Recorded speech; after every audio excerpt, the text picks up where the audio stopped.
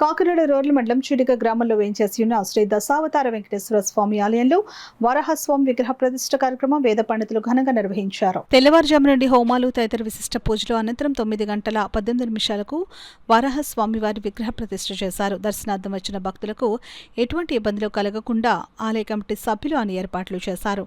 అనంతరం తీర్థప్రసాద వితరణ కార్యక్రమం చేపట్టారు. ఈ కార్యక్రమంలో ఆలయ కమిటీ సభ్యులు అధిక సంఖ్యలో భక్తులు పాల్గొన్నారు.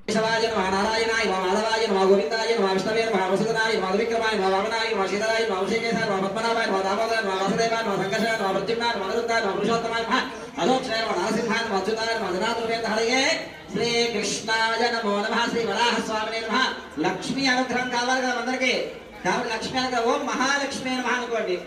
ఓం ప్రకృతియే నమః వికృతియే నమః విద్యాయ సృతాయ నమః సత్తాయ నమః వైభూతియే నమః సురభియే నమః పరమాత్మకే నమః వాచే నమః పద్మనాయ నమః పద్మాయ నమః సుగే నమః స్వాహాయ నమః సదాయ నమః సుదాయ నమః ధన్యాయ నమః ధన్మయ నమః లక్ష్మీ నమః నిత్యపుష్టాయ విభావరే నమః దత్తికేరే దీప్కే నమః దీప్తరసకరం నమః లక్ష్మీ